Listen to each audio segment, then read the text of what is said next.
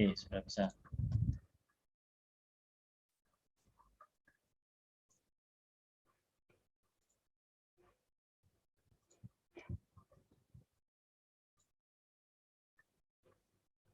Silakan kalau mau menyimak di YouTube. Baik, rekan-rekan semuanya, bisa mendengar suara saya? Assalamualaikum warahmatullahi wabarakatuh. Selamat malam teman-teman semuanya. Hari ini kita akan mendiskusikan satu metode geofisika, yaitu VLFPM yang kemarin belum sempat untuk ada pembekalan. Sehingga setidaknya nanti dalam waktu 1 jam kita dapat menyampaikan teori dan sekaligus nanti kita mendiskusikan teknis mengenai pengolahan data, mudah-mudahan sampai inversi. Baik, jadi untuk outline dari kita pertama adalah pendahuluan, kemudian nanti basic teori dari VLFPM itu sendiri, kemudian proses filtering, ada noise assisted MEM, kemudian ada inversion dari data tripper, ini data impis sama kuadratur, kemudian metodologi akuisisinya bagaimana, hasil dan diskusinya bagaimana, kemudian conclusion dan reference. Oke, baik. Yang pertama bahwa metode VLFPM ini adalah pada dasarnya ini memanfaatkan gelombang elektromagnetik yang dibangkitkan oleh pemancar radio berfrekuensi yang rendah, sehingga nanti panjang gelombangnya bisa tinggi, kan? Yang dulu dan sampai sekarang itu dipakai dan digunakan untuk keperluan sistem navigasi kapal selam. Jadi orang geofisika ini adalah memanfaatkan pemancar yang ada untuk kemudian dimanfaatkan untuk mengeluarkan sesuatu bawah permukaan gitu. Metode VLF ini dalam melaksananya pengukuran di lapangan hanya menggunakan sinyal satu frekuensi saja yang nanti diolah gitu ya. Walaupun di alat itu khusus yang Sentrek itu langsung menangkap 3, tapi ada beberapa alat itu yang katakanlah single frekuensi itu 1 aja. Jadi alat kita lumayan lah yang Sentrek, yang VLFM ini, karena 3-tiganya dicatat. Kemudian medan EM yang diukur alat VLFM ini adalah ada 4 yang di data sheet teman-teman. Ada medan kompleks dari total, medan yang terdiri dari komponen realnya atau impis gitu ya, kemudian imajiner, kuadratur, kemudian total fieldnya sama sudut dead angle. Besar nilai yang terukur keempat komponen tersebut akan sangat bergantung pada nilai konduktivitas. Jadi dari 4 ini berhubungan dengan konduktivitas di bawah permukaan. Jadi kalau nanti ada medan konduktif, maka dia akan menghasilkan satu medan yang baru, nanti akan kita bahas.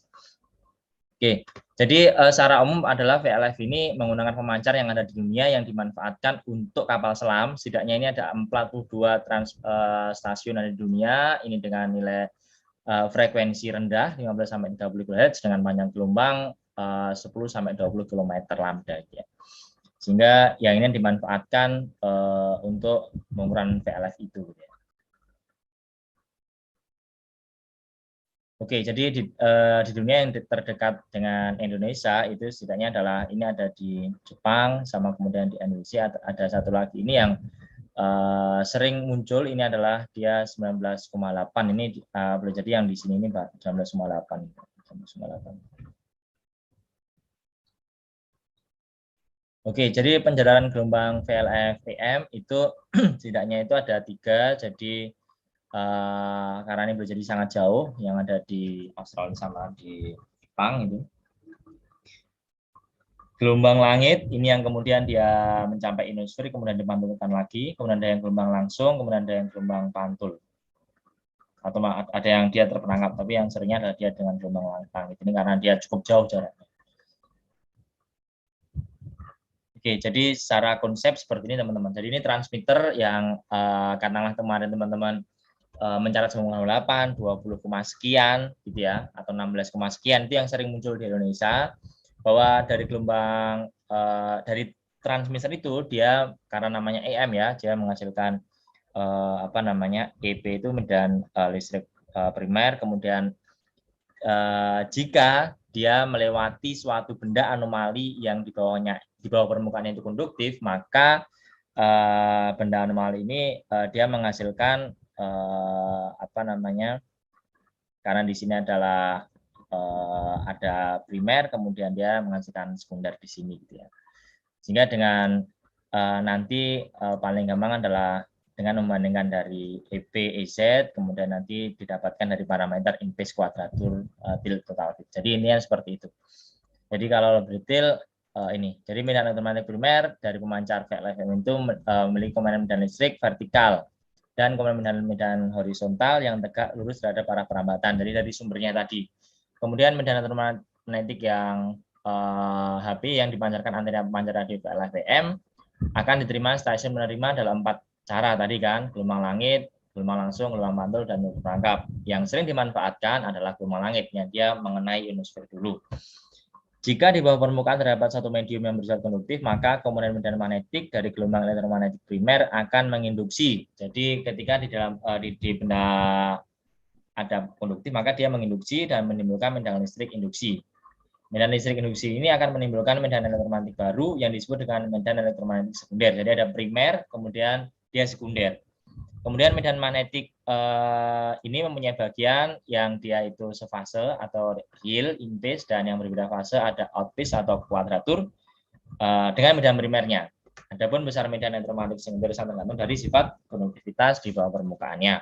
Jadi paling gampang seperti itu ya, saya ulangi ya. Jadi misalnya kalau ini ada transmitternya, kemudian di bawah permukaannya ada yang konduktif, maka dia menginduksi bawah permukaan dan ini menghasilkan yang sekunder. Perbandingan nanti yang kemudian ada parameter 4. Secara umum teori dasarnya itu kita kembali kepada rumus Maxwell karena di sini kita berbicara masalah elektromagnetik, jadi bagaimana harus menghasilkan listrik dari listrik menghasilkan magnet, magnet menghasilkan listrik. Ini sebagai review aja.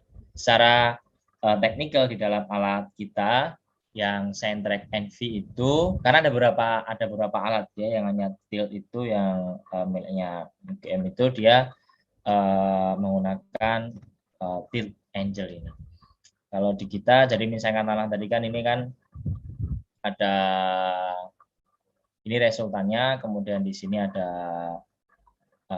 medan itu medan listrik yang sekunder, kemudian di sini ada sudutnya, kemudian di sini ada R sin theta, kemudian ini ada S, hubungan amplitude dan fase pada gelombang P dan gelombang S.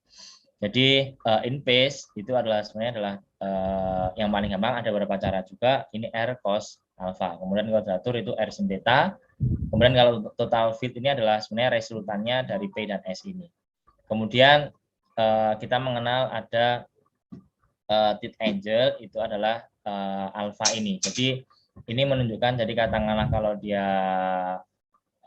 memiliki nilai yang berbeda antara air ini adalah udara dan tanah, maka nanti itu ada sudut yang kemudian berbeda. Jadi perbedaan sudut itu yang nanti bisa dijadikan parameter untuk menghitung satu nilai berapa nanti bidang konduktivitasnya di sini. Sehingga di sini ada tilt angel, kemudian di sini ada electricity. Ini perbandingan antara H2 dan H1 ini. Jadi secara fisik seperti itu. Ini secara umum berarti kalau resultannya itu ada P sama S bermain sekunder, kemudian ada primer ini dia bisa dituliskan dalam bentuk bilangan kompleks. Ini HP I omega T, kemudian yang sekunder sama juga. Kemudian ini dibuat matriks, kemudian nanti ini yang dari resultan Y, kemudian ini ada Z, kemudian di ada primer Y, sekunder Y, dan HZ seperti itu. Jadi ini secara teori nanti untuk memudahkan teman-teman dalam inversi. Oke, kemudian kita beranjak pada akuisisi data VLF, bahwa bagaimana kemudian strategi akuisisi yang maksudnya lebih bagus, bahwa ketika yang kita harus punya tren dulu bahwa anomalinya itu arah kemana, sehingga memang kita harus tegak lurus terhadap anomalinya itu, supaya nanti itu, jadi misalnya kalau saya berjalan dari arah kanan ini kemudian ke arah kiri ini, ketika di depannya ada anomali, maka di sini itu ada usikan yang dia itu rendah dulu, kemudian dia itu tinggi. Jadi biasa nanti itu kalau in phase sama kuadratur itu di situ ada zero crossing, artinya dia di situ ada dugaannya ada anomali. Jadi in phase sama kuadratur itu yang kemudian menyilang, itu di situ ada dugaan anomali. Oke, jadi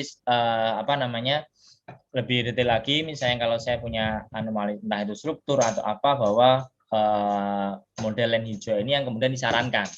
Jadi kalau lens kita katakanlah yang merah ini belum mewakili, sehingga desain akuisisi kita itu yang panjang hijau ini. Oke, ini peralatan VLF EM yang kita pinjam. Jadi kalau ini VLF Centrek NV ini sebenarnya dia itu ada juga elektrodanya. Jadi ini bisa mode VLF full. Jadi tadi in-phase quadrature tilt sama total field. Sama satu lagi itu ada VLF-R. Jadi ada resistivity-nya. Tapi kita nggak digunakan. Jadi tapi sebenarnya bisa juga. Saya pernah memakai. Kemudian yang sering dipakai itu yang VLF biasa. Ini foto saya ini tahun 2013 pada waktu saya mengambil tesis nih. Jadi ini sebelah baratnya Tanggul Lusi juga. Jadi saya mengukur di dalamnya tanggul ini bagian dari disertasi dari Mas Sungkono, sekarang dari Jurusan Fisika. Kemudian saya yang bagian barat ini. Jadi tim untuk hampir sebulan kami di tanggul ini. Oke. Jadi ini contoh dari hasil yang kemarin teman-teman sudah cara dari masing-masing. Jadi setidaknya ini kemarin sudah saya minta untuk ini. Frekuensinya sebenarnya nanti itu yang dipakai itu salah satu aja, tapi biar teman-teman latihan maka semuanya ditulis. Jadi ada 3 frekuensi, tulis semuanya sehingga teman-teman bisa membandingkan. Yang frekuensi yang bagus itu frekuensi yang mana untuk daerah itu. Karena nanti masing-masing itu kan berbeda. Dari masyarakat umum ini data sheet juga kayaknya di sana. Jadi rata-rata itu yang keluar itu sama 98. Jadi seperti itu. Oke, kemudian untuk pengolahan datanya, untuk alurnya secara umum demikian teman-teman semuanya. Jadi, oh ya tadi saya lupa untuk menyampaikan bahwa data VLF itu dia secara teknikal sama praktis bahwa dia itu sangat cepat untuk mendapatkan yang area yang cukup luas. Jadi katakanlah sehari itu kami biasa katakanlah bisa sampai 2 kilo gitu ya. Sehingga kelebihannya dia cepat dan kemudian dia cukup dengan 2 orang atau 3 orang sebenarnya cukup untuk dalam akuisisi. Namun di sisi lain ketika biasanya secara umum nih kalau akuisisinya itu mudah maka dia susah untuk pengolahan.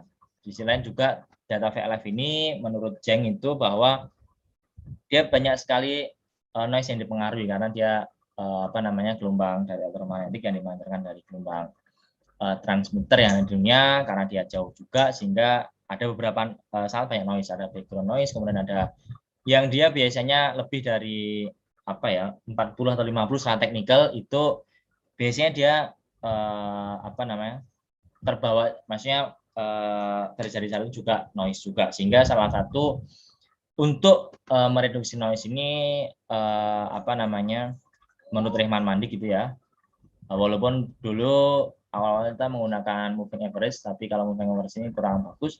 Dan menurut dari Rehman Mandik dari noise acetate MEM ini multivariate empirical mode decomposition itu lebih bagus untuk data-data bivariat. Jadi bivariat ini datanya multivariat maksudnya lebih dari 2. Jadi nanti in-phase sama kuadratur sama lagi ditambahkan noise itu nanti bisa diolah langsung untuk nanti difilter gitu ya dari 3 itu. Kalau jadi MEM ini adalah salah satu varian, nanti kita jelaskan berikutnya. Kemudian dari yang terfilter ini baru kemudian kita nanti olah pakai Fraser Karo Zajet. Jadi Fraser ini adalah untuk nanti kita bahas mengembalikan pada data yang tepat, atau dia itu secara teknikal bahwa ketika di dalam pengolahan VLF ini adalah untuk dia lebih memfokuskan dari anomali. Kalau Karo Zajet ini adalah yang sudah 2 dimensi tentang rapat arus. Nah, ini dinamakan sebagai nanti interpretasi ini mohon maaf ini kebalik slide saya, ini kayaknya perlu saya sekaligus edit ini ya biar nanti nggak salah. Ini kualitatif, kemudian yang ini adalah kuantitatif, mohon maaf. Oke, baik. Jadi kalau kuantitatif ini adalah dari data tripper, istilahnya itu data tripper, data in-phase sama kuadratur yang digunakan. untuk mendapatkan range VT kedalaman. Jadi nanti hasil kalau diinversi itu mirip dengan data geolistrik 2 dimensi. Itu yang dinamakan sebagai interpolasi kuantitatif. Kemudian nanti diinterpolasi dan integrasi, kemudian hubungannya apa kalau sama kuantitatif, nanti teman-teman harus hubungkan. Oke, jadi yang pertama kita membahas masalah filtering data dulu. Jadi yang pertama adalah kita mendefinisikan NAMD. Jadi ini juga baru-baru yang perkembangan dari jadi NAMD ini salah satu filtering yang dia bukan linear tapi non linear karena metode-metode fisika itu memang kebanyakan noise-nya adalah noise yang non linear, sehingga ini sangat untuk diaplikasikan, sangat tepat untuk diaplikasikan. Kemudian Fraser sama Kahajat ini sebenarnya itu nama orang, jadi nama orang yang juga mengajukan untuk filter, sehingga ini dinamakan sebagai filter Fraser sama Kahajat. Jadi ini nama orang Pak Fraser sama Karus dan Pak Kahajat. Pak Hajat yang itu nama orang. Oke, jadi secara umum bahwa dari filter NAMD ini adalah dia merupakan perluasan dari EMD, atau mungkin teman-teman pernah belajar empirical mode decomposition. Jadi dia didekomposisi dari satu sinyal kemudian menjadi sinyal-sinyal yang memiliki parameter tertentu, atau biasanya nanti dalam bilangan gelombang nanti dicacah ini. Kemudian di sini ada variannya sangat banyak. Ini dulu yang pernah kita bilang, ensemble empirical mode decomposition, kemudian ada multivariate empirical mode decomposition, kemudian terakhir ada ditambahkan dengan NAMD. Jadi kalau ensemble sama MEM ini dia itu difilter satu-satu. Jadi in phase difilter sendiri, kuadrat itu difilter sendiri. Namun kalau di NAMD ini dia langsung sekalian memakai data yang lebih dari 2, in phase sama kuadratur ditambahkan dengan noise, maka dia jadi 3, kemudian dia bisa langsung difilter secara simultan, tidak satu-satu. Kemudian algoritma dari NAMD ini adalah kita membuat Gaussian white noise, kemudian tambahkan channel pada Gaussian white noise, kemudian memproses channel dari multivariate dengan menggunakan algoritma MEM yang untuk model IMF. Jadi IMF itu adalah intrinsic mode function. Jadi yang dari data satu sinyal itu menjadi dekomposisi sinyalnya, sehingga ini dinamakan sebagai IMF. Jadi ini satu persamaannya. Jadi ini nanti ada parameter M dan nanti.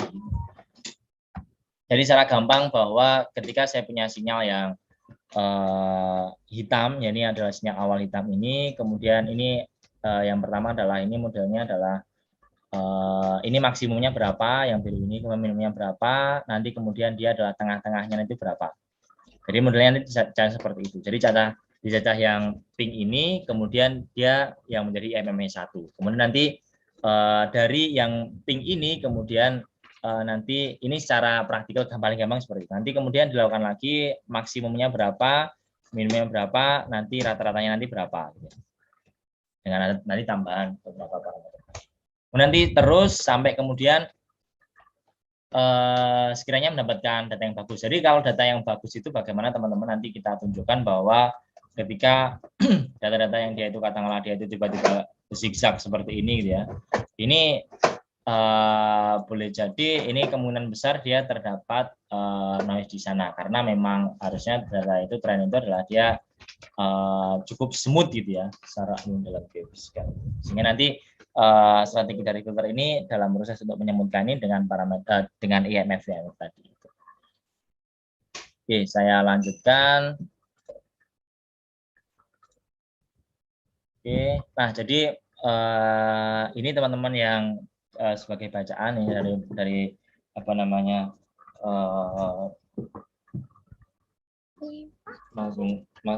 ini Pak Sumono dari fisika yang dulu memang juga disertasi yang awal-awal dulu. Jadi ini bimbingannya Pak Anang, Pak Saiful.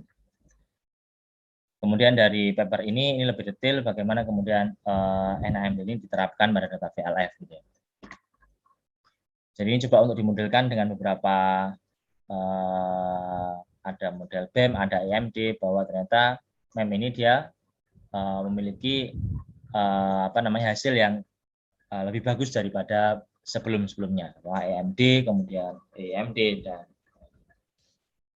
Oke, jadi contohnya seperti ini. Jadi ini adalah salah satu contoh data yang ini ada di paper yang semuanya ini salah satu data di disertasinya Pak Saiful dulu itu.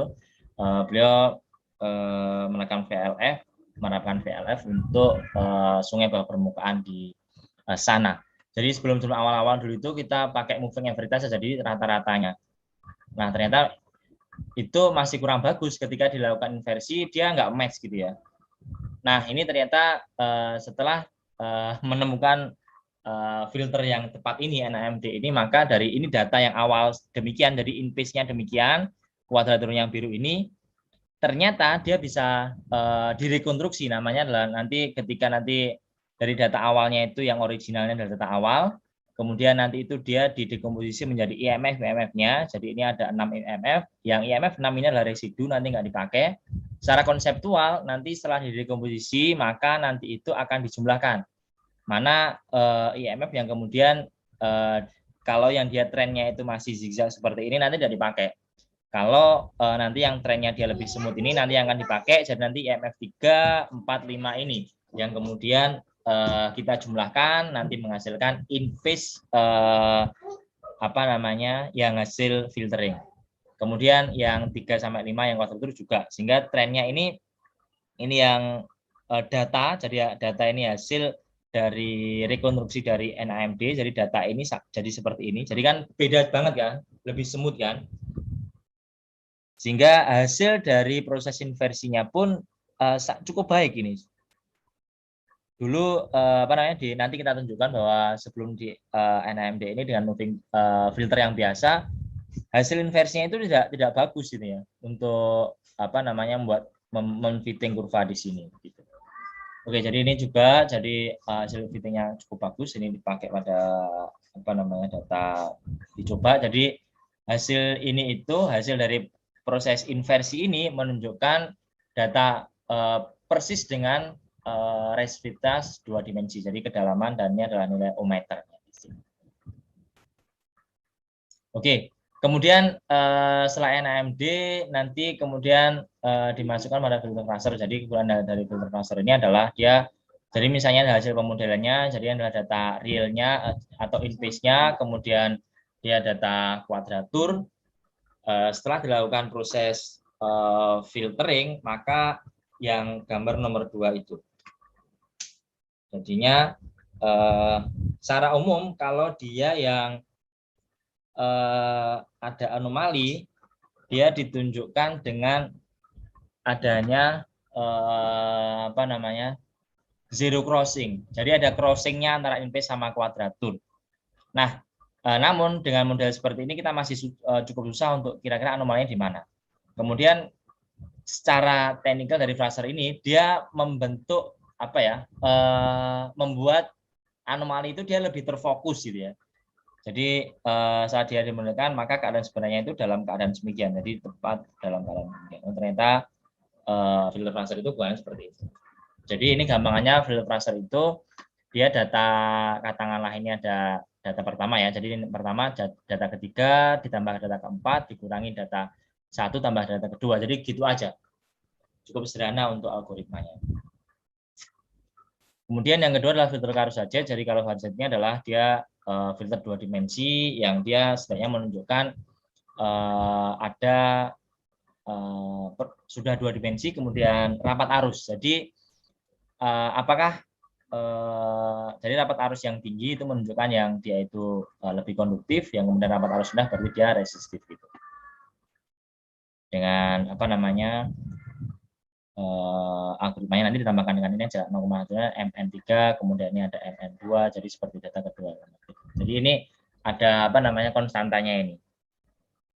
Itu aja. Oke, jadi contoh dari ini dari Pak Saiful bahwa ini di daerah apa namanya Gunung Kidul sana, berarti ini adalah sungai bawah permukaannya, kemudian ini juga untuk di Binasan ternyata ada tren yang kemudian dia yang biru-biru ini yang kemudian dia itu lebih dia resistif, kalau yang dia yang merah ini konduktif. Tapi kemudian kita secara kualitatif setidaknya nanti bisa mematchkan apakah anomali kita interaksi itu adalah apakah konduktif atau resistif harus bisa dijawab.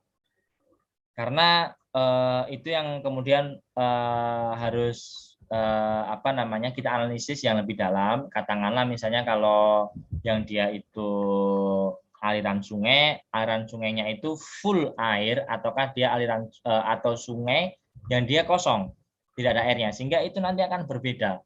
Kalau di situ ada air yang kemudian di situ ada terowongan, maka di situ konduktif. Namun ketika di situ sudah ada air, ada apa namanya sungai, itu berarti dia adalah resistif, sangat resistif banget. Jadi itu harus dipastikan. Nah, jadi itu yang perlu kemudian analisis. Pun sama juga nanti ketika ditanggul bahwa katakanlah di situ apakah ada rekahan, kemudian nanti ada tren yang lain. Rekahannya itu apakah rekahannya itu konduktif atau resistif, itu yang teman-teman harus dijawab. Kalau di situ ada fluida di sana, apakah nanti itu rekahannya itu resistor atau konduktif? Nah, itu yang memang harus hati-hati. Oke, jadi ini apa namanya filter hal sama selanjutnya. Jadi ini yang dulu kita meneliti di Candi. Jadi ini Fraser. Jadi kalau di sini adalah ada apa namanya zero crossingnya antara ini sama kuadratur, itu ada dugaan. Sehingga di sini yang sebelah kanannya, oh berarti ini ada tren-tren yang menarik nih. Jadi yang apa namanya resistif ini berarti yang dia resistensnya besar. Apakah ini ada sudut batu-batu tertentu? Kemudian sebelah kanan ini dari Alfarisi, ini dari fisika, ini dari Mas Sumono. Ini di daerah untuk daerah yang rawan longsor di Ponorogo. Jadi kalau dia ini yang dipilih adalah anomali yang apa namanya dia nilainya yang besar, yang dia jadi menunjukkan entah itu di situ rekannya sudah terisi air atau seperti apa, ini berarti rapat arusnya besar, berarti dia konduktif. Nah, seperti itu. Nah, ini jadi teman-teman semuanya tadi sudah kita bahas bahwa hasil pengukuran VLF itu jadi trennya yang merah ini pace kuadratur, ini bisa dirubah jadi dia bisa lebih smooth gitu ya. Oke, jadi kemudian setelah kita melakukan filtering, teman-teman kita masuk ke dalam proses inversi. Jadi kalau nanti di inversinya itu kita menggunakan dari apa namanya sumber dari Pak Munir Santos dulu itu apa namanya yang beliau dari Lisboa yang mencoba untuk menginversi data ini, dan memang sampai sekarang yang apa namanya sampai ke kuantitatif beliau ini yang bagus. Dan mulai dari Pak Saiful dulu sampai sekarang beberapa kali kita email dan tampaknya ini sangat enak untuk dibalas dari Pak Santos. Jadi ada inputannya itu ada data tubuh, kemudian ada nanti kita akan bahas inti sama kuadratur, kemudian nanti ada jumlah datanya berapa. Jadi apa namanya total fit sama data ini kita tidak gunakan. Jadi yang kita gunakan adalah nanti data tipper inti sama kuadratur. Kemudian sistem dari inversi ini dia menggunakan finite element sebenarnya, tapi kemudian kita bisa pakai automatic, jadi kita tidak mau setting mesh.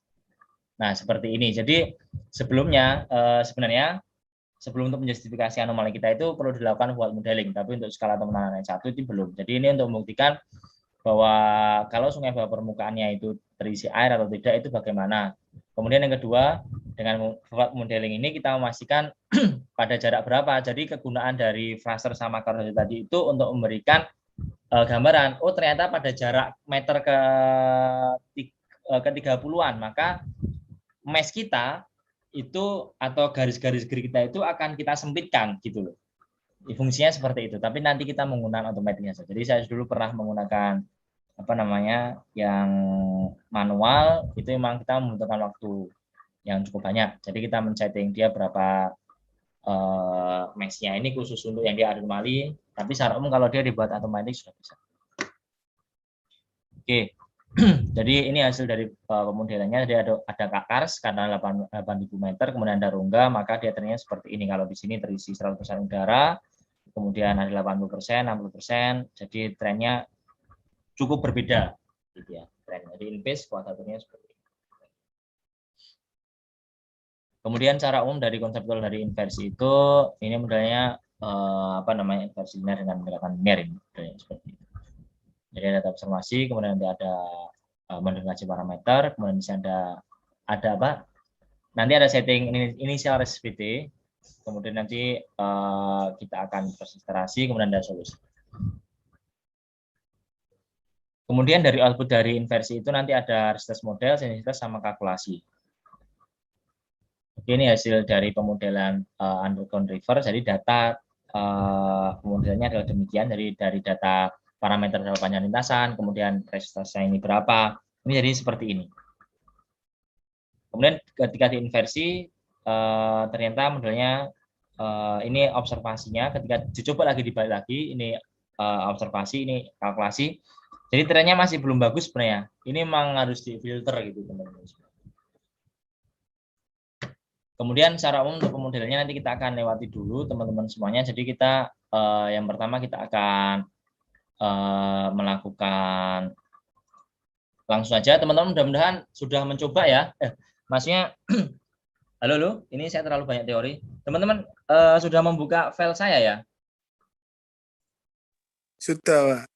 Oke, berarti silakan yang pertama itu teman-teman membuka yang filter VLF komplit. Yang dulu itu kayaknya apa namanya dari yang sudah di-share itu yang ini aja, yang apa namanya utama filter ini. Yang kita pakai adalah yang filter komplit data. Sudah bisa membuka? Oke, jadi data nanti mohon untuk dimasukkan ke dalam satu folder, jadi itu yang menjadi penting. Jadi ini datanya, ini adalah nanti yang terbaca adalah nanti posisi, kemudian sebelum itu kita akan buka dulu untuk apa namanya datanya teman-teman semuanya.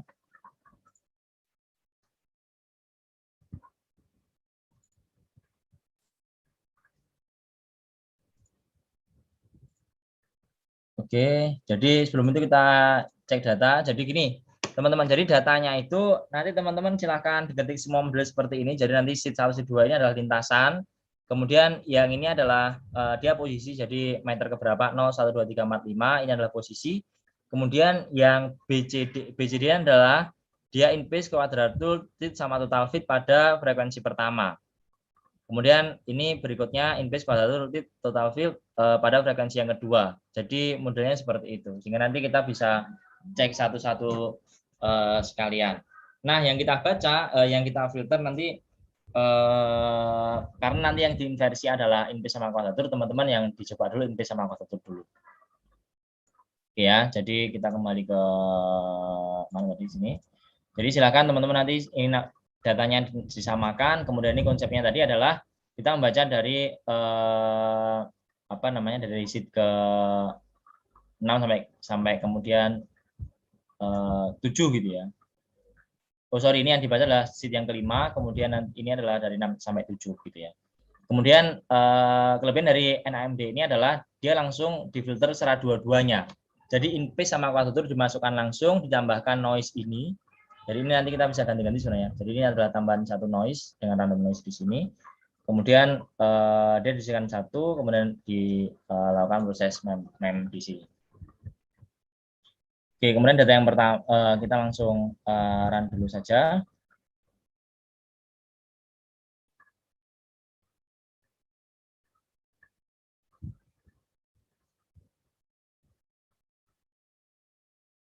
Oke, kita sambil nunggu, kita coba bahas.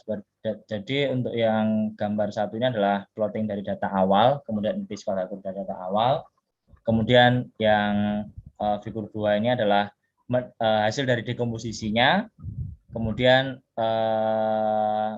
nanti kita akan ada inputan setelah didekomposisi itu IMF mana yang kita jumlahkan. Jadi mulai IMF berapa.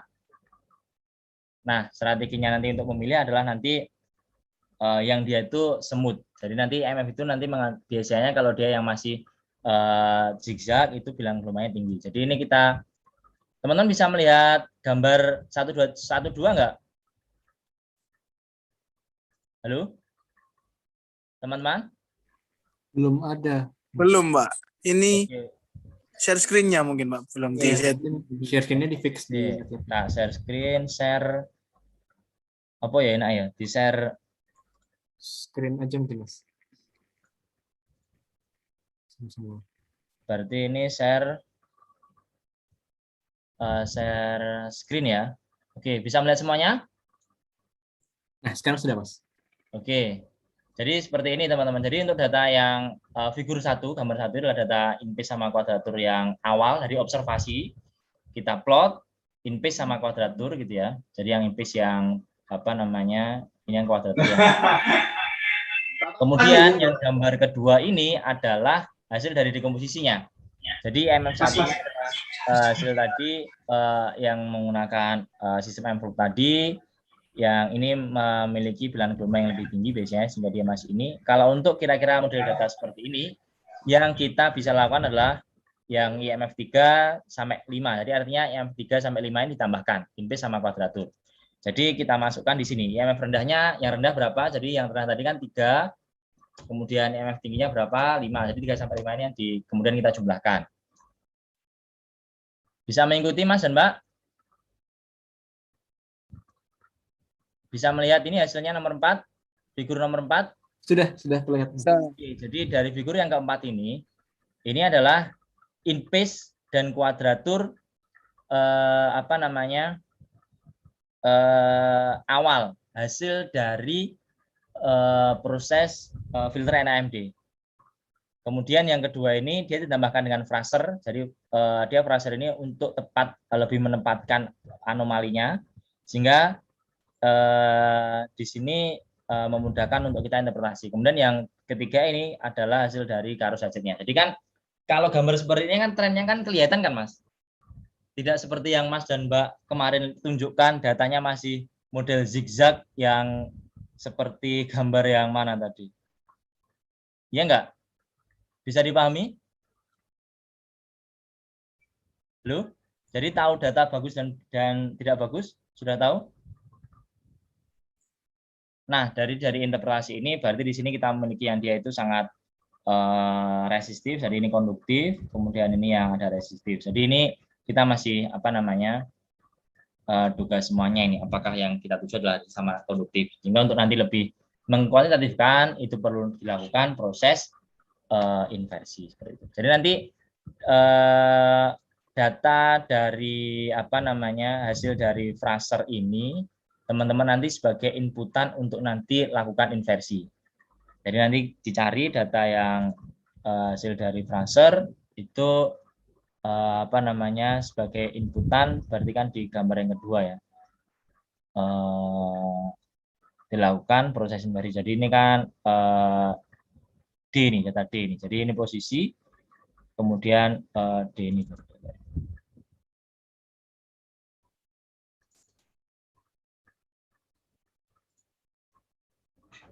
Oke, ini kalau nggak mau ini inverse ini kuadraturnya. Nah ini berarti data ini kemudian sama inverse-nya nanti kemudian disusun lagi posisi pertama itu gambar laju pertama adalah nanti posisinya, kemudian yang sebelah kanan inverse kuadraturnya.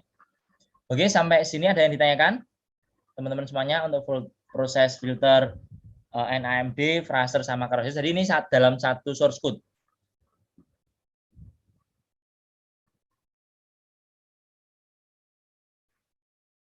Silakan kalau ada yang mau ditanyakan. Dicoba dulu teman-teman semuanya. Izin bertanya Pak. Ya silakan Mbak. Jadi kan kalau misalkan line-nya itu dibuat lebih panjang, misalkan ada anomali yang hanya sebesar sekitaran 2 meter saja, itu kan susah dilihat ya Pak untuk line yang sepanjang itu. Nah kira-kira untuk memperbesar dari dari hasilnya tuh kayak gimana ya Pak? Biar anomalinya itu dapat terlihat. Jadi kan kalau misalkan tadi kan saya ngukur Pak, jadi dia sepanjang 300 meter.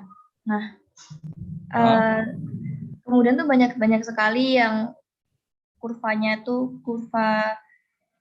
inverse dan kuadraturnya itu yang bertabrakan, yang menyilang gitu loh Pak. Nah itu kan kami nggak tahu itu tuh anomali atau bukan gitu sebelumnya. Nah terus Ya. akhirnya misalkan anomalinya itu hanya seluas selebar 2 meter, itu untuk mengetahuinya dari mana ya Pak? Nah, itu ini dulu Mbak, hati-hati dulu. Jadi dari data awal itu harus difilter dulu. Jadi karena memang itu karakteristik dari data VLF itu biasanya banyak sekali zigzag, tapi ternyata saat difilter nanti enggak. Jadi lakukan filter dulu Mbak. Jadi kita belum apa-apa sebelum dilakukan filter. Apalagi kemarin teman-teman belum apa-apa langsung fraser, itu boleh juga.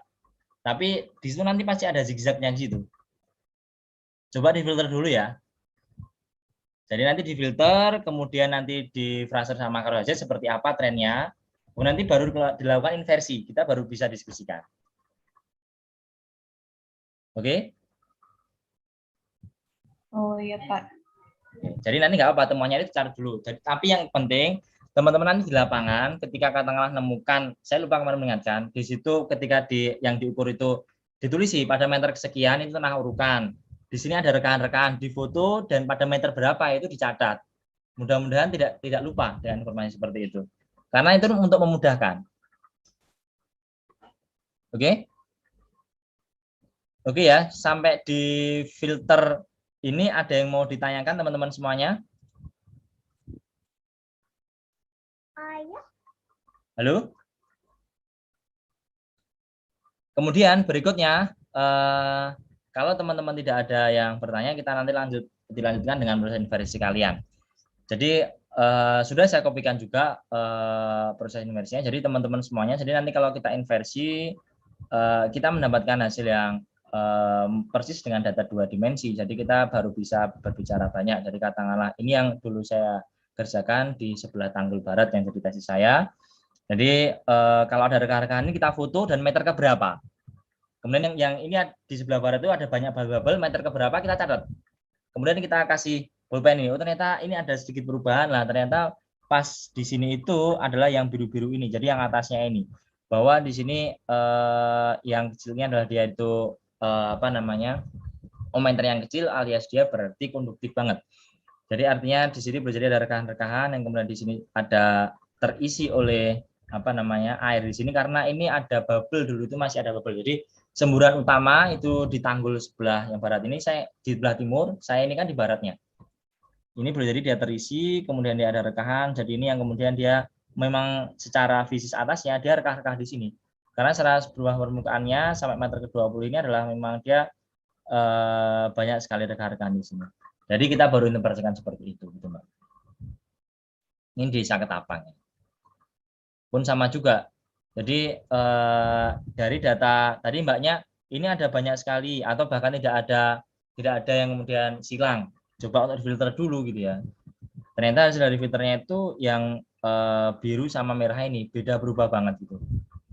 Dan kemudian hasil dari inversi juga, oh tepat juga ternyata daerah sini itu kemudian yang dimaksud sebagai sungai bawah permukaan. Dulu itu sempat juga bingung juga itu ceritanya. Ini data dari Pak Saiful. Kemudian ini yang kami kerjakan membantu untuk dulu ada tesisnya dari Pak ini untuk melakukan pada data fosfat gitu ya. Jadi data fosfat itu dia yang memiliki yang cukup konduktif, yang bawahnya ini dia di daerah kapur. Jadi ini yang ketemu pada model berapa. Kemudian kita modelkan jadi model seperti ini untuk hasil fosfatnya. Jadi dia modelnya kayak terowongan. Kemudian teman-teman ini sebagai bahan tambahan bacaan. Ini VLF making potensial. Ini teman-teman bisa dalam tanda kutip sedikit untuk referensi. Kira-kira di sana itu model VLF-nya kalau untuk tanggul dan rekan tanggul itu seperti apa? Ada di situ. Kemudian yang kedua ini karena ini juga bagian dari tesis semuanya banyak dari masukan dari saya juga. Jadi yang kedua adalah ini, jadi data yang modelnya. Jadi sehingga benar juga ini adalah data di tanggul, Mas dan Mbak sekalian. Banyak sekali zigzagnya seperti ini gitu ya. Ternyata setelah difilter, nah ini dia lebih smooth. Dan ini cukup kelihatan banget hasilnya setelah diinversi. Jadi kalau yang merah ini adalah dia ini adalah batas tanggulnya. Tanggul yang level yang batas tanggul dan kemudian tanah elevasi dasarnya, sehingga ini boleh jadi yang dia ini rendah ini boleh jadi dia tanggul yang dia sudah tersaturasi oleh fluida. Jadi boleh jadi ada yang sudah kebocoran di sini. Cukup kelihatan nih. Yang atas ini dia tanah urukan-urukan semuanya. Harusnya bisa melihat model seperti ini. Jadi ini sudah ada dalam mengutip jawaban. Walaupun ini data sekitar 2014-15, mudah-mudahan sekarang ada perbedaan, tapi setidaknya teman-teman bisa mengira-ngira trennya modelnya seperti ini. Kira-kira gitu Mbak dan Mas kalian, bisa dimengerti untuk menginterpretasi data VLF? Oke. Kemudian ini adalah saya demokan juga untuk proses inversi. Jadi teman-teman semuanya nanti dalam proses inversi itu mudah-mudahan teman-teman sudah mendownload juga yang jadi seperti ini teman-teman. Tadi ketika menginversi tadi adalah yang kita inputkan adalah saya kasih satu folder ini kenapa? Jadi prosesnya inversi ini itu nanti akan membuat folder untuk meng-create dari satu sistem datanya itu dan kemudian outputnya. Jadi nanti strategi untuk pengolahan teman-teman semuanya adalah setiap lintasan itu buatlah satu folder. Jadi masing-masing lintasan itu satu folder karena di situ adalah nanti outputnya di situ. Jadi yang diperlukan adalah sebenarnya yang pertama adalah ini. Yang pertama adalah nanti prep VLF ini, kemudian yang kedua adalah IN2DLF ini. Kemudian data yang kita inputkan adalah data observasi. Teman-teman silahkan nanti tulis apapun, tapi nanti dalam bentuk TXT ya. Jadi adalah urutannya datanya adalah demikian. Bisa melihat gambar ini, Mas dan Mbak. Saya membuka notepad ini. Bisa terlihat? Notepad-nya belum terlihat, Mas. Oke, berarti saya tak share screen. Oke, bisa terlihat ya. Jadi nanti itu setelah difilter NAMD sama Fraser, nanti itu outputannya teman-teman seperti ini untuk menginversi. Urutan pertama adalah nanti nama datanya, nama terserah nilainya apa, kemudian nanti yang kedua adalah jumlah datanya ada berapa. Jadi dihitung beneran ini berapa, datanya ada berapa. Kemudian ini adalah frekuensi. Jadi ini dalam teman-teman kan KHZ kan, kilohertz kan. Jadi nanti ini dalam HZ. Jadi ini adalah 24,3. Jadi kalau teman-teman 19,8 berarti 19.800 gitu ya.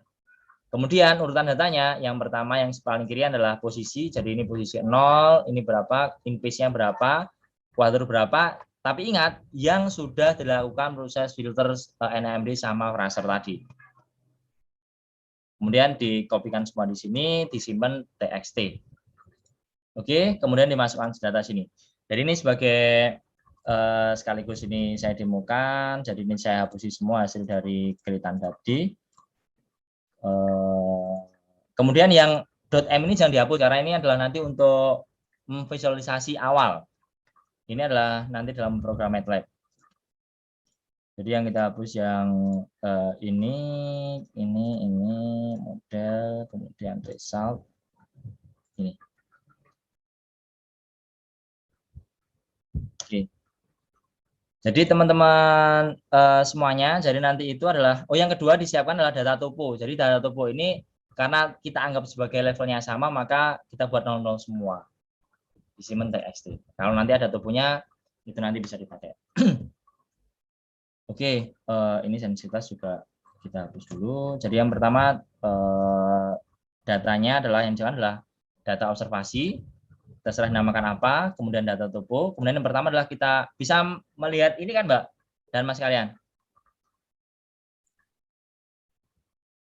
Cuman Halo? Mas, apa? Terlihat ya? Nggak terlihat, Mas. Terlihat apa? Inverse itu masih apa sih namanya foldernya, Mas? Iya, folder betul. Ya, jadi yang pertama kita klik adalah prep VLF ini. Nah, jadi ini kan program dari Pak Monteru Santos, jadi source kutan dalam bentuk command prompt. Jadi ini adalah sudah terlihat ini juga softwarenya sudah muncul? Sudah, Mas. Sudah muncul. Oke, jadi nanti di enter aja. Nah, ini yang tadi saya maksud adalah automatic atau manual. Jadi kalau nanti kita, jadi sistemnya itu adalah green different. kita setting yang paling gampang adalah automatic aja, jadi 1 di enter. Kemudian supply the file with VLM data, jadi data kita apa? Jadi ini kan L5F1, terserah nanti line 1 bisa, jangan lupa .txt gitu ya. Kemudian topografinya tadi kan nama filenya apa? Topo kan, topo.txt, oke kan? Kemudian inisial RSVT-nya berapa? Nah, ini RSVT ini coba nanti sharing dengan teman-teman geolistrik. Ini RSVT ini apa? Bahwa ini adalah resistivitas di sekitar itu berapa. Jadi resistivitas tanggul itu secara umum berapa? Nanti tanya teman-teman. Nah, yang kita demokan ini adalah data untuk apa namanya percandian dulu itu di candi apa namanya di daerah Candi Belahan dulu itu. Jadi kalau dulu itu seingat saya berapa ya? Saya lupa juga. Ini kita coba saja. Jadi inisial RSVT adalah RSVT di sekitarnya. Jadi katakanlah di situ kemarin itu kita nyari fosfat, kita berada pada daerah Kapur gitu ya. Sehingga kita kemarin setelah kita ukur resist itu 1000. Jadi kita masukkan 1000. Jadi tergantung resistivitas sekitar di geologi di Anda ini. Ini saya masukkan 100 gitu katakanlah.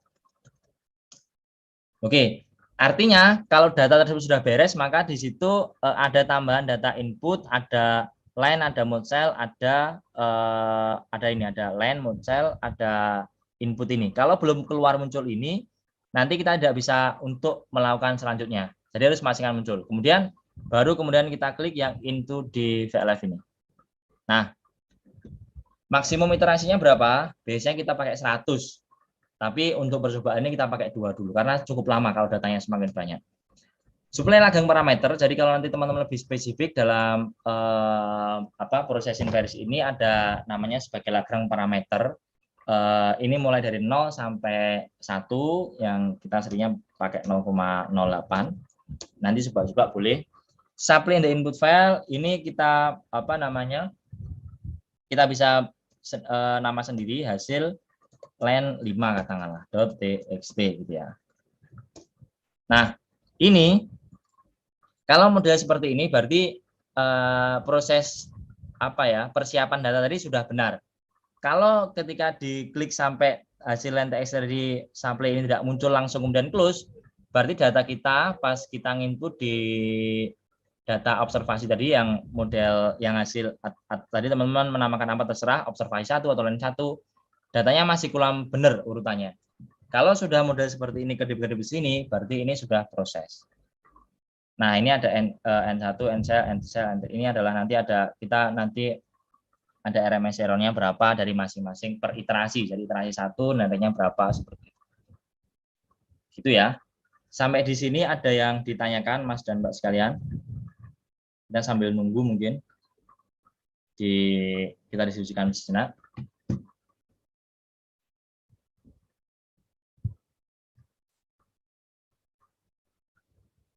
Atau teman-teman sedang mencoba, boleh juga kita tunggu. Ini jam berapa ya? Mau izin tanya, Mas. Ya, silakan. Itu saya masih bingung deh, Mas, yang di language parameternya itu menentukan yang bagusnya itu gimana ya, Mas? Yang mana? Yang parameter apa? Lagrange. Oke, jadi Lagrange ini sebenarnya satu parameter untuk kalau dalam rumusnya itu yang ini tidak saya sampaikan di sini adalah dia ini aja faktor pengali aja. Kalau dulu di inversi itu akan ada yang juga modelnya namanya adalah Dam-least square, ada model yang seperti itu gitu. Jadi dia ada faktor pengali. Lah di sini itu 0 sampai 1. Jadi dari Pak Menteri Santos itu Lagrange parameternya 0,1. Kemudian hasil dari pengalaman kita, Lagrange parameter kita itu yang kita pakai itu teman-teman bisa pakai 0,06 atau 0,8. Tapi kalau teman mau nyoba silakan. Karena pengaruhnya ini kecil banget. Kita sering pakainya 0,8 kita 0,8. Gitu, Mas. Nah, ini sudah muncul. Jadi ini iterasi ke 0. Jadi RMS-nya berarti artinya ini adalah plus 1 berarti 3 ini masih 3. Sehingga teman-teman dulu itu kalau saya biasa menginversi itu biasanya iterasinya itu 100 minimal. Jadi memang dibutuhkan untuk laptop yang kuat gitu karena tinggal tidur dan seperti apa. supaya nanti trennya bagus gitu ya.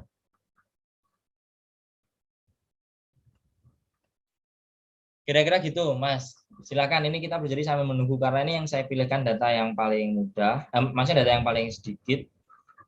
Nah, ini sudah selesai. Berarti kalau hilang itu sudah selesai, teman-teman semuanya. Oke, kita cek hasilnya. Jadi kalau untuk mengecek hasilnya itu ada di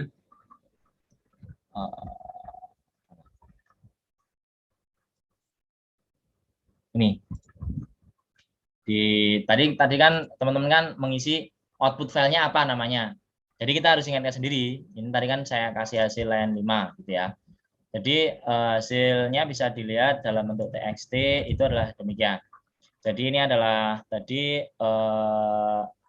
berapa iterasinya, kemudian nilai RMS-nya berapa, seperti itu. Kemudian ini hasil dari final errornya, ini dua kali iterasi, 1, demikian. Jadi kan sudah cukup bagus. Jadi nanti harapannya untuk errornya ya kurang dari 5% lah, atau kalau perlu 1-2% maksimal. Sehingga nanti iterasinya dibuat maksimal aja. Karena teman-teman kan masih lama tuh ngolahnya, sehingga buat iterasi yang 100 gitu. Walaupun nanti nggak sampai 100 sudah apa namanya berhenti nggak apa-apa gitu. Jadi ini menunjukkan tesnya. Jadi nanti modelnya yang kita nanti bisa ekstrak itu yang ini.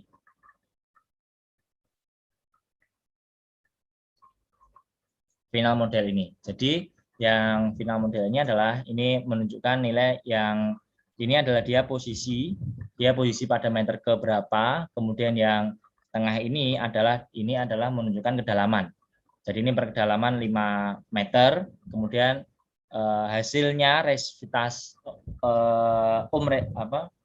ini sudah dalam bentuk row, jadi ohmmeter yang paling kanan ini. Jadi ini per 5 meter, kemudian dalaman, kemudian ini 15 meter dalamannya, kemudian ini adalah 25 meter. Sehingga kita sebenarnya dengan walaupun nanti tidak dengan MATLAB, kita ini bisa di-copy, kemudian kita bisa langsung running menggunakan server juga. Jadi nanti untuk mendapatkan gambar kalau teman-teman mau.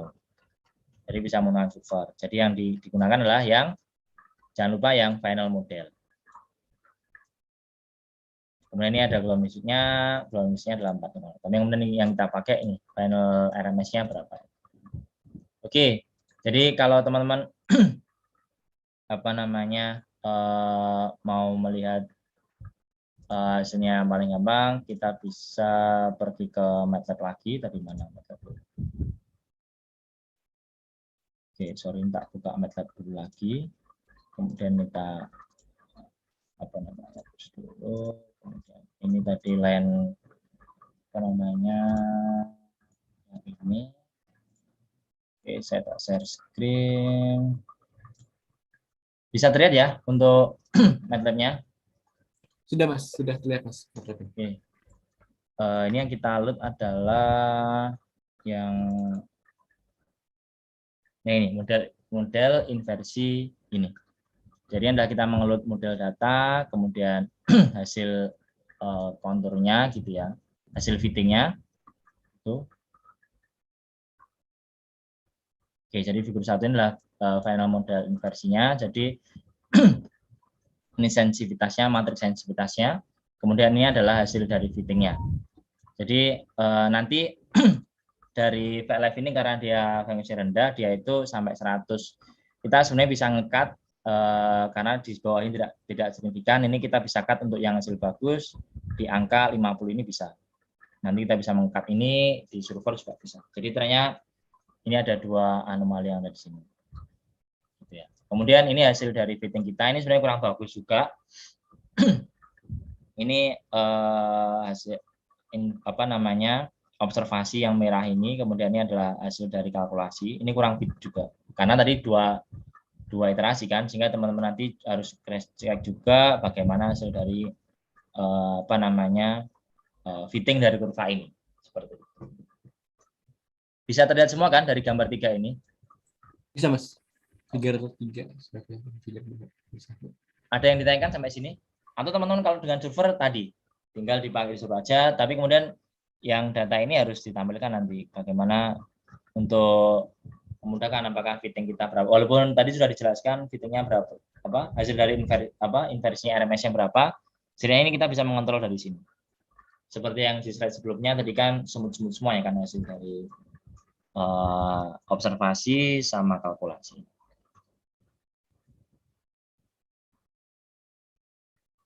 Oke, sampai di sini ada yang mau ditanyakan lagi, teman-teman semuanya.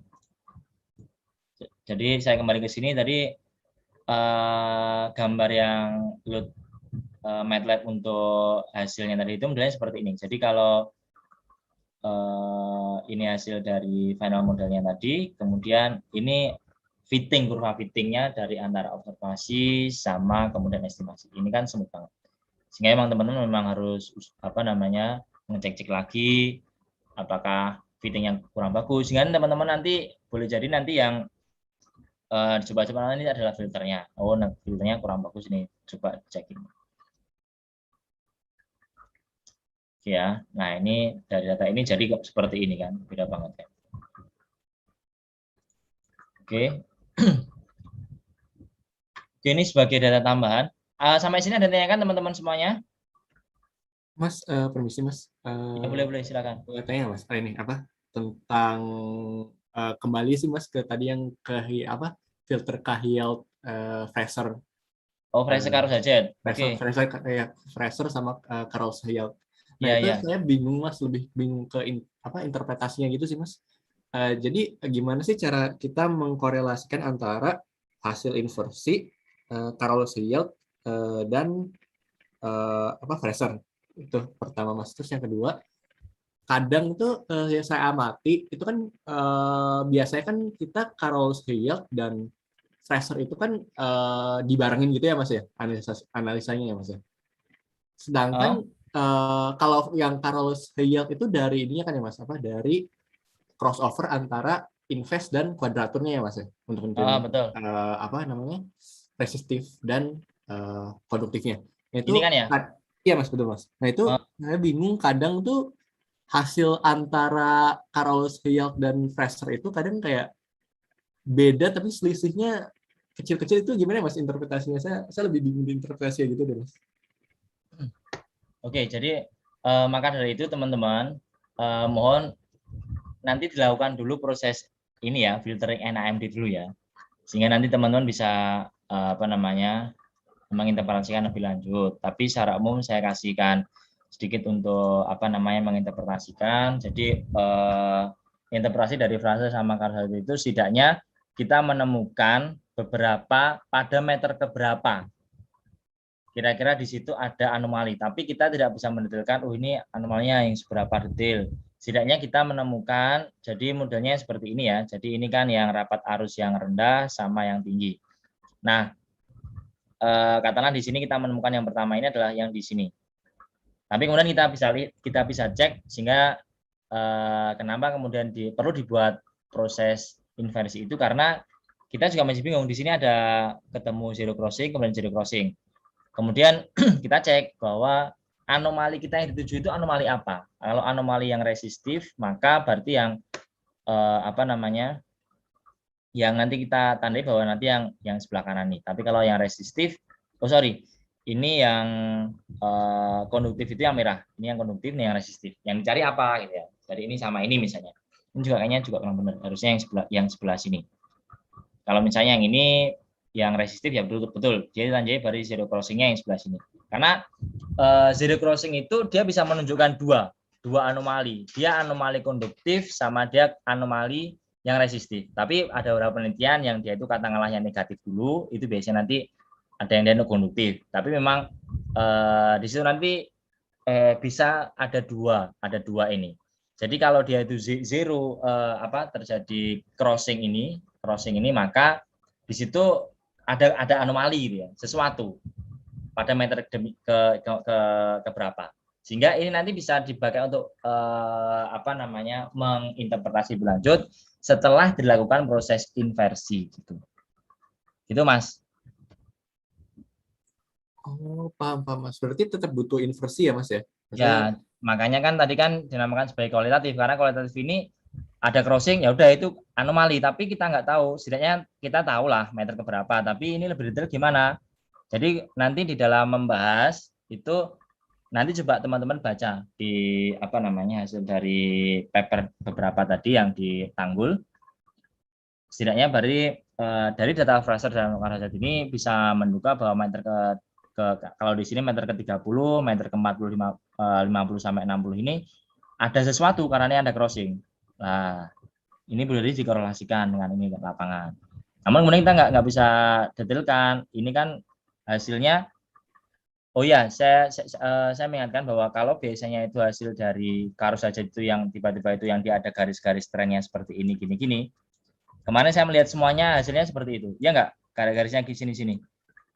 Iya Mas, betul. Nah, ini itu adalah karena kita filter kita masih belum oke. Jadi data yang penting langsung difraserkan. Itu nanti hasilnya seperti ini. Dulu itu saya juga baru tahu. Jadi ada garis-garis tren. Itu bukan anomali. Itu adalah noise teman-teman semuanya. Nah, kalau yang mudah-mudahan sudah seperti ini, ada dia sudah mengumpul ini, nah dia itu sudah dugaan. Jadi kan ini kan berarti kan jadi crossingnya 1, 2, 3. Jadi setidaknya nanti di Fraser sama Karhazat kita bahas ada dugaan anomali di sini meter keberapa ini. Untuk lebih lanjut kita lakukan proses inversi. Jadi nanti pembahasannya seperti itu. Oke, Mas dan Mbak sekalian. Oke Mas, insya Allah paham Mas. Terima kasih Mas. Mantap. Oke, dicoba ya. Oke, ada lagi yang mau didiskusikan teman-teman semuanya? Kalau nggak ada tadi saya sedikit ada tambahan yang teman-teman ini. Oke, saya lanjutkan bahwa ini beberapa penelitian kita ini dari tim Pak Amin dan kawan-kawan, saya termasuk bagian dari itu. Saya dulu melakukan proses VLF. Jadi memang daerah sekitar ini itu masih banyak oil and gas-nya. Kita coba untuk di sini. Jadi ini adalah salah satu cekungan-cekungan yang sudah oke. Sehingga lu sini Lapindo di sini ada gasnya. Ini ada trennya. Kemudian hasil dari kita coba untuk mengukur VLF sama georadar di luar tanggulnya ini. Jadi ini VLF, hasil VLF teman-teman bisa visualisasi lewat Petrel, ini kan Petrel, visualisasi pakai server, visualisasi pakai Rockbox itu sangat bisa. Karena tadi kan ada posisi, kemudian ada kedalaman dan nilainya kan. Jadi nanti bisa. Jadi tren-tren dia yang ini resistensinya rendah ini ada tren untuk ada rekahan di sana. Oke. Kemudian setelah diintegrasikan ada model seperti ini. Jadi kalau memang ada makhluk vulkano itu secara umum bahwa dia itu ada model sirkular